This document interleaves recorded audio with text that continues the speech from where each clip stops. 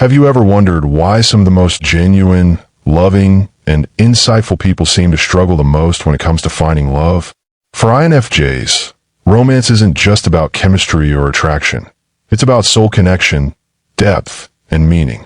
Yet, in a world obsessed with speed, that kind of love feels almost impossible to find. In this video, we're looking into the heart of the INFJ's romantic struggle, why it's usually difficult for them to find romantic partners. If you want to truly understand yourself and unlock your full potential as an INFJ, check out the INFJ Mastery Course today. The link is in the description of this video. INFJs don't crave casual relationships. They want something that stirs them at the deepest level, something spiritual, meaningful, and transformative.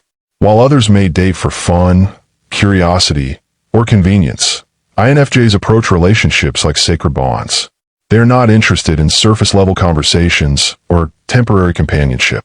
They want to know a person's soul, their fears, their dreams, their past, and the subtle patterns that shape their mind. Because of this, they can often come across as too intense or too serious too soon, especially in a world that glorifies fast love and instant gratification. Their idealism makes the dating pool feel smaller than it actually is. INFJs carry an image in their mind of the kind of partner who understands them without many words, someone who communicates through energy, emotion, and silence as much as through speech. They dream of a love that feels fated, one that transcends logic and explanation.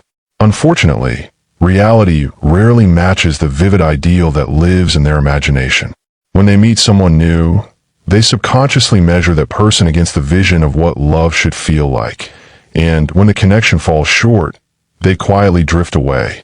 It's not that they expect perfection, but that they seek resonance, that feeling of this is my person. And until they find it, they'd rather remain alone. INFJs are also highly intuitive and empathetic, which can be both a gift and a curse in romance. They pick up on the subtle emotional shifts of others, the tone of a sigh, the tension behind a smile, the hesitation in a message, and they internalize it. If their partner seems emotionally distant or dishonest, even slightly, the INFJ senses it like a ripple through water. They begin to retreat, analyzing what went wrong, often blaming themselves for the disconnection. Their minds can become overrun with introspection, replaying moments, words, and gestures in search of hidden meanings. This constant emotional analysis can exhaust them and their potential partner, creating misunderstandings where there might have been none. Because INFJs are naturally private, they rarely reveal their inner world easily. They can spend months or even years around people who think they know them, when in truth, only fragments of their heart have been shared. This emotional guardedness makes it difficult for others to see their true self, and for love to blossom naturally. They long for someone who is patient enough to wait while they unfold, layer by layer. But in a fast-moving dating culture, that patience is rare. Another reason INFJs struggle in love is their habit of idealizing their partner early on. When they meet someone who seems to align with their values or emotional frequency, they often project their hopes and ideals onto that person. They fall in love not only with who the person is, but with who they could become. This kind of romantic idealization creates an imbalance because the INFJ is emotionally all in long before the other person even realizes the depth of the bond being formed. When reality eventually collides with fantasy, when flaws become visible and the dream fades, the INFJ can feel heartbreak, not just from losing the person, but from losing the imagined connection that never fully existed. Their empathetic nature also attracts emotional takers. Because INFJs radiate understanding and warmth, people with emotional wounds or unresolved trauma often gravitate toward them. The INFJ becomes the healer, the listener, the safe haven. But this dynamic can quickly turn one-sided, leaving the INFJ emotionally drained. They give and give, hoping love will heal the other person, only to realize too late that they've lost themselves in the process. This cycle of emotional rescue can make them wary of opening up again. INFJs often struggle with being misunderstood. Their communication style is complex, poetic, symbolic, and layered with meaning.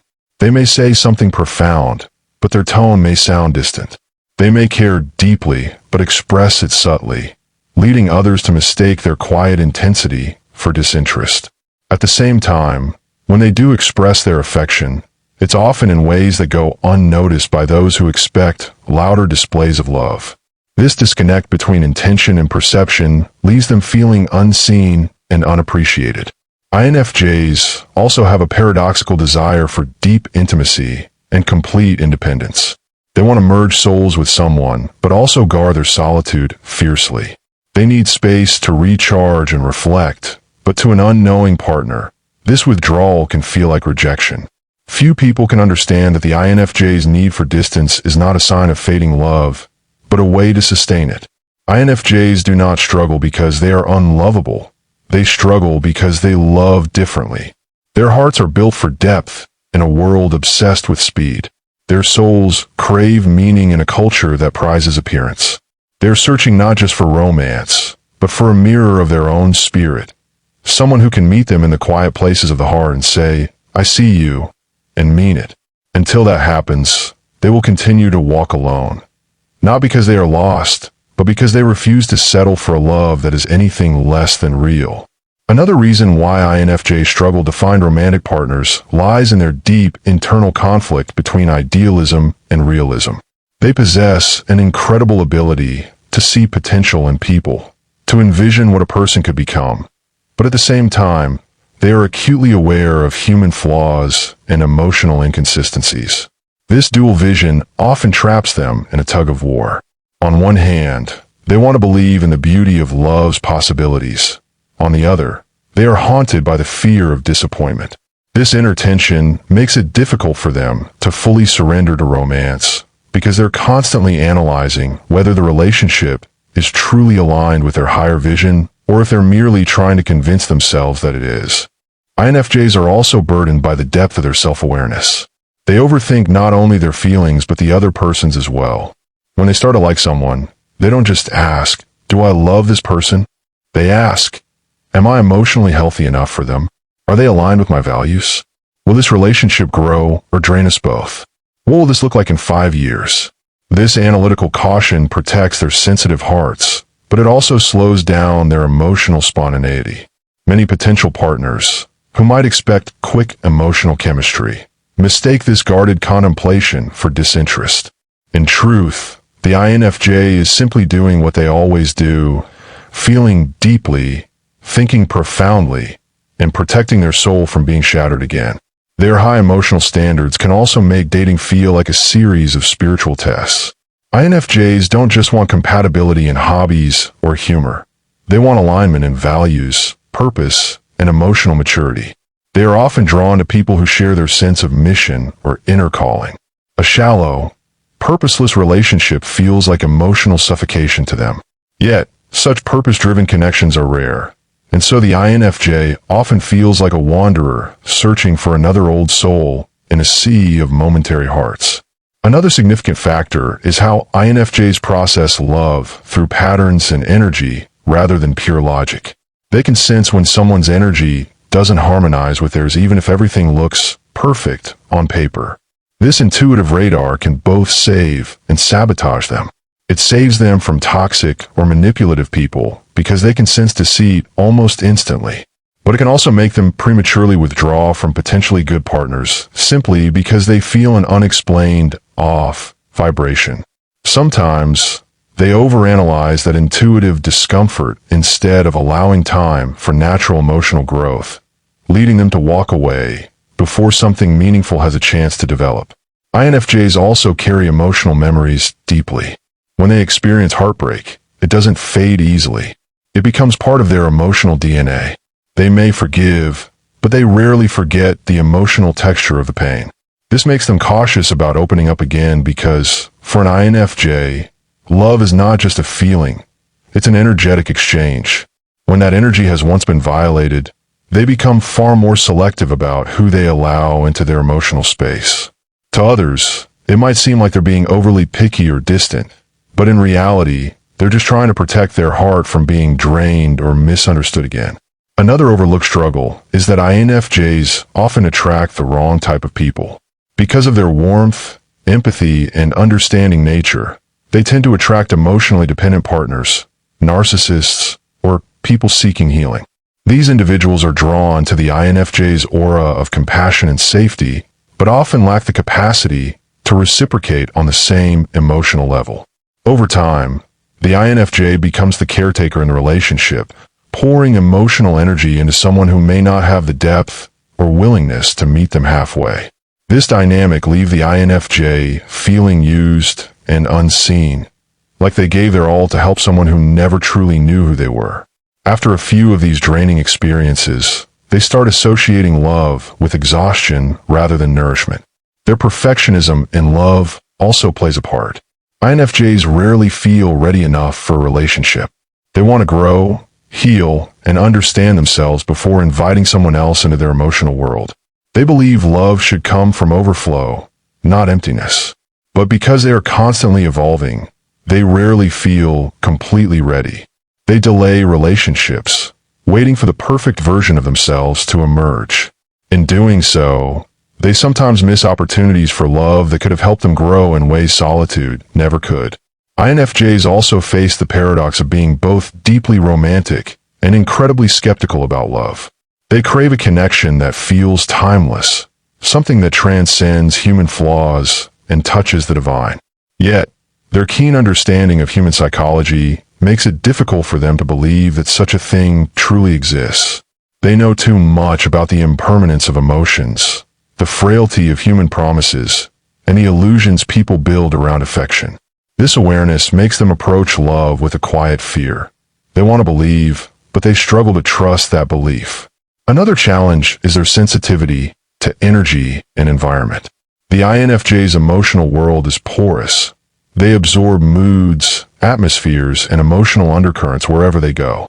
This makes crowded dating spaces, social scenes, or casual environments uncomfortable for them. They often avoid these settings altogether, drastically reducing their chances of meeting someone compatible. They prefer meaningful encounters that happen organically, through deep conversations, shared values, or creative collaborations. But those moments are rare and unpredictable. The INFJ's inner world also creates a romantic paradox.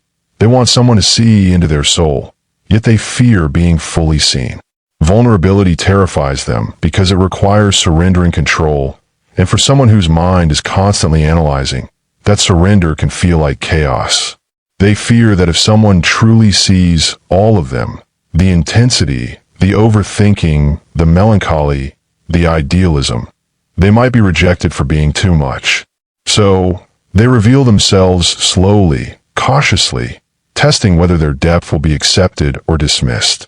Unfortunately, many people lack the patience to wait for that unveiling, leaving the INFJ misunderstood once again.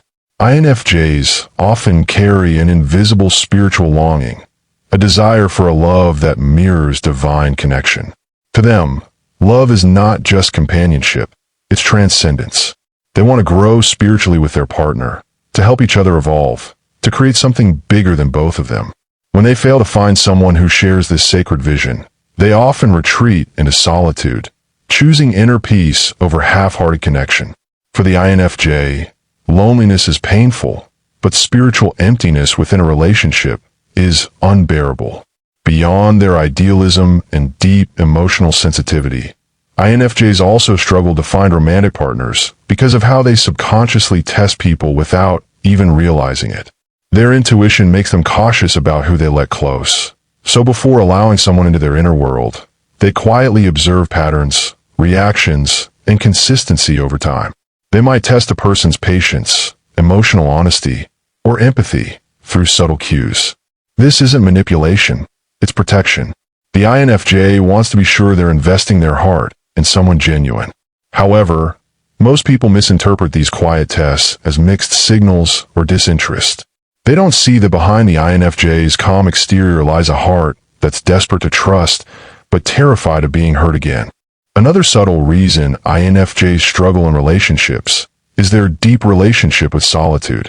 They have spent so much of their lives finding peace in their own company that solitude doesn't scare them. It nourishes them. While this emotional independence is admirable, it can also make them hesitant to merge their life with someone else's. They fear losing their inner balance or freedom in a relationship. Many INFJs secretly wonder, can I be with someone without losing myself? They've worked hard to create inner stability, so the idea of letting someone else in, someone who might disrupt that peace, creates inner resistance. As a result, even when they find potential partners, they might unconsciously self-sabotage by withdrawing just when things begin to deepen.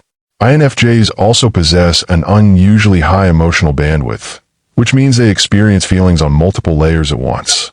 They don't just feel love, they feel its history, its possibilities, its consequences. They don't just feel heartbreak, they feel the echoes of it in their memories and imagination. Because of this emotional intensity, they sometimes demand more from relationships than most people can handle. They need emotional articulation, spiritual intimacy, and mutual understanding. For many partners, this level of connection feels overwhelming, even suffocating, leading to a mismatch between the INFJ's depth and the other person's emotional rhythm. Their conflict-avoidant nature adds another obstacle. INFJs despise emotional chaos or arguments that feel unproductive. When tension arises, instead of confronting it head-on, they tend to withdraw, reflect, and analyze before responding. This introspective delay often confuses their partners, who may interpret it as emotional distance or passive aggressiveness. The INFJ, meanwhile, is just trying to find the most compassionate way to respond without causing more pain. Unfortunately, this communication gap can make relationships crumble, not because love is absent, but because expression is misunderstood. INFJs also tend to mirror their partners unconsciously. Their empathy is so deep that they start adopting their partner's moods, speech patterns, or habits, often without realizing it. This mirroring helps them bond and understand the other person on a soulful level, but over time, it can cause them to lose touch with their own emotional center. They might start feeling emotionally exhausted, realizing they've absorbed someone else's emotions while neglecting their own. When that imbalance becomes unbearable, they pull away to reset, leaving the other person confused and hurt. Another major struggle for INFJs lies in their fear of mediocrity. They crave a love that transforms, that feels alive, that awakens something divine within them. Ordinary affection doesn't move them. It feels shallow, mechanical, even suffocating. But the pursuit of extraordinary love often leads to long periods of loneliness. Because very few people match that vibration of passion, purpose, and meaning, the INFJ ends up in an emotional desert, yearning for something they're not sure even exists. Their standards aren't about perfection. They're about soul resonance. They can't pretend to be fulfilled by something that doesn't reach their heart's frequency.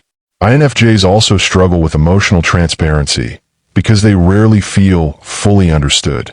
They've spent so much of their lives explaining their thoughts and being misinterpreted that they often assume people won't understand their feelings, no matter how hard they try. So, they keep things inside.